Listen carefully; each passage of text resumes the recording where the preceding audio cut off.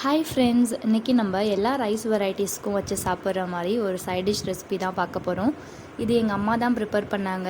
இதோட ரெசிபி நான் இன்றைக்கி உங்க கூட ஷேர் பண்ணிக்கிறேன். மீடியம் சைஸில் உங்களுக்கு எத்தனை எலுமிச்சைப்பழம் வேணுமோ எடுத்துக்கோங்க. அதை இது மாதிரி 4ஆக கட் பண்ணிவிட்டு நடுவில் கல்லுப்பு ஆட் பண்ணிக்கோங்க. இது மாதிரி எல்லா எலுமிச்சைப்பழத்துலேயும் உப்பு ஆட் பண்ண உடனே இதை ஒரு பவுலில் போட்டு வெயிலில் ஒரு வாரத்துக்கு நல்லா காய வைக்கணும். இந்த மாதிரி நம்ம வீட்டிலே செய்யறதுனால இது ஹெல்த்தியாகவும் டேஸ்ட்டாகவும் இருக்கும். இது நீங்கள் எல்லா ரைஸ் வெரைட்டிஸ்க்கும் வச்சு சாப்பிடலாம். இப்போது இந்த ஊறுகாய் செய்யறதுக்கு தேவையான பொருள்லாம் பார்த்துடலாம். மிளகாய்த்தூள், காஷ்மீர் மிளகாய்த்தூள் கொஞ்சமாக கலருக்காக, பெருங்காயத்தூள், மஞ்சத்தூள், வெல்லம், கருவேப்பிலை, கடுகு, சீரகம், கடுகும் வெந்தயமும் அரைச்சி கடைசியாக பொடி பண்ணி சேர்க்குறதுக்கு கொஞ்சமாக. இப்போது ஒரு வானல் வச்சு நம்ம எடுத்து வச்சுருக்க பொருள் எல்லாத்தையும் சேர்த்து வறுத்து எடுத்துக்கலாம். ஃபஸ்ட்டு கடுகு போட்டு வறுத்துக்கிட்டு அடுத்து வெந்தயத்தை வறுத்துக்கலாம். நம்ம எதனால் வெந்தயத்தை பொடி பண்ணி சேர்க்குறோன்னு பார்த்தீங்கன்னா, வெந்தயம் சேர்க்கும் போது நல்லா வாசனையாகவும் டேஸ்ட்டாகவும் இருக்கும்.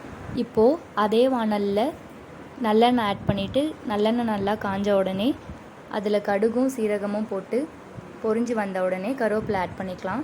நம்ம எதனால் நல்லெண்ணெய் ஆட் பண்ணுறோன்னு பார்த்தீங்கன்னா, நல்லெண்ணெய் சேர்க்கும் போது நல்ல மணமாகவும் சுவையாகவும் இருக்கும். அது மட்டும் இல்லாமல் நம்ம மிளகாய்த்தூள் ஆட் பண்ணுறதுனால காரத்தை பேலன்ஸ் பண்ணும். இப்போது நம்ம உப்பு போட்டு 1 வீக் ப்ரிசர்வ் பண்ணி வச்சுருந்த எலுமிச்சை பழத்தை இதில் ஆட் பண்ணிக்கலாம். எலுமிச்சை பழம் நல்லா எண்ணெயில் படுற மாதிரி நல்லா கலந்து விட்டுக்கலாம். இப்போது இந்த எலுமிச்சை பழத்தை எண்ணெயில் நல்லா ஒரு 2 நிமிஷம் வதக்கினதுக்கப்புறம் நம்ம எடுத்து வச்சுருக்க மசாலாலாம் இதில் ஆட் பண்ணிக்கலாம். மிளகாய்த்தூள், காஷ்மீர் மிளகாய்த்தூள், பெருங்காய்த்தூள், மஞ்சத்தூள், வெல்லம். எங்கள் வீட்டில் காரம் கொஞ்சம் அதிகமாக சாப்பிடுவோம், அதனால நாங்கள் அதிகமாக மிளகாய்த்தூள் ஆட் பண்ணியிருக்கோம். உங்களுக்கு எந்த அளவுக்கு வேணுமோ நீங்கள் அந்த அளவுக்கு ஆட் பண்ணிக்கலாம்.